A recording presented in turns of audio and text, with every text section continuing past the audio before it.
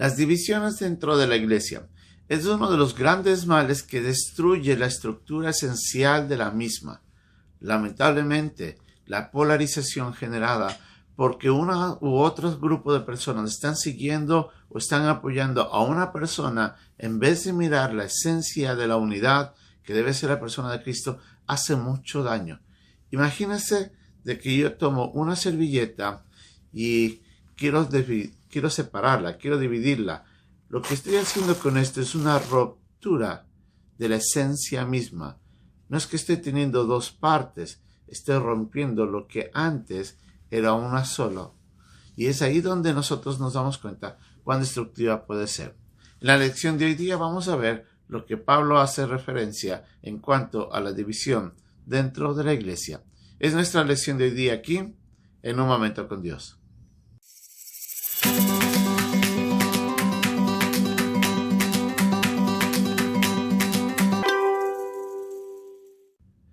Pablo había escuchado, lamentablemente, de que su iglesia ahí en Corinto había estado afectada por una división.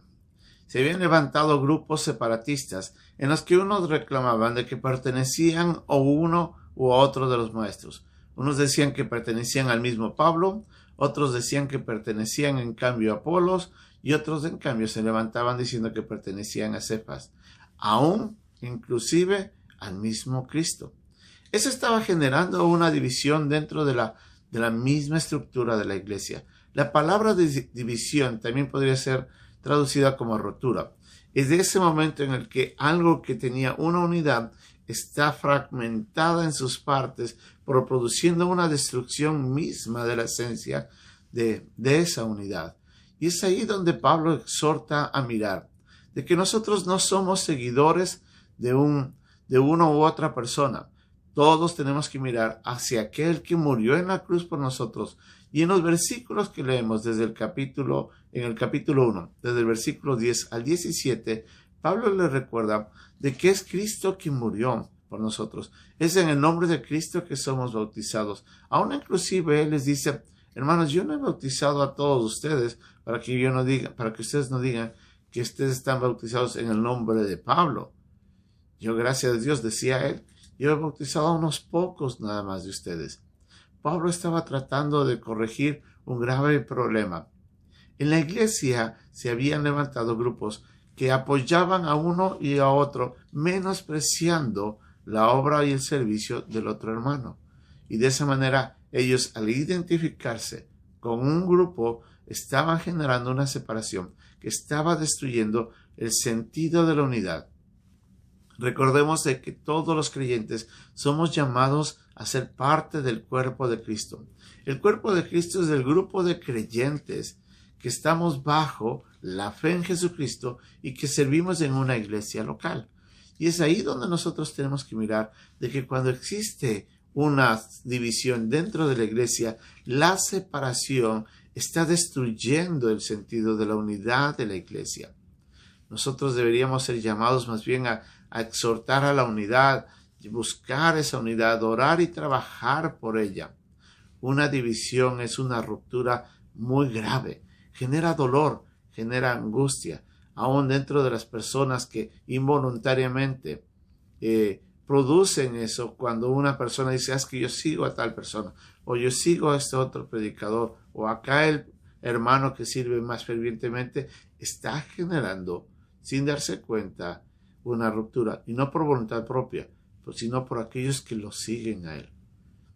Todos nosotros deberíamos trabajar en la manera de cómo unir la iglesia. La iglesia es el cuerpo de Cristo, y nosotros tenemos que honrarle.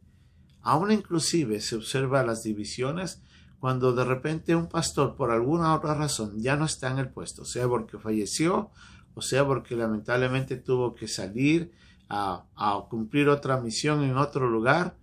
Y es triste ver cómo a veces hermanos que estaban en la iglesia eran fervientes asistentes a la iglesia, pero era porque estaba tal o cual pastor.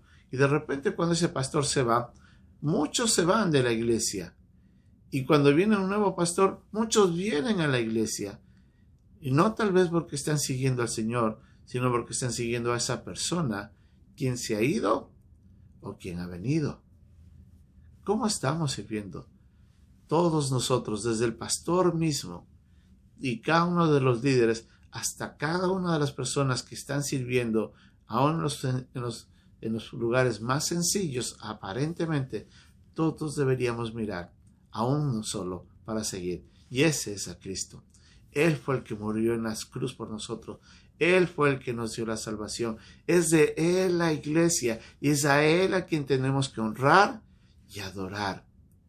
¿Usted cómo sigue en la iglesia? ¿Sigue porque está tal persona o porque se fue tal persona?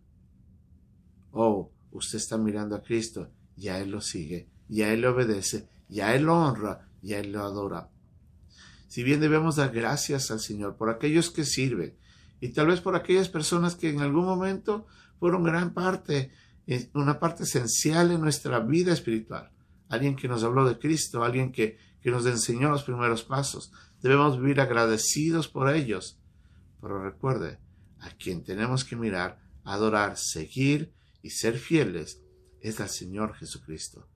Que Dios nos ayude a mantener esa unidad tan importante, tan vital en la vida de nuestra iglesia, y luchemos y oremos para que las divisiones y las separaciones nunca existan en el cuerpo de Cristo. Que Dios nos ayude.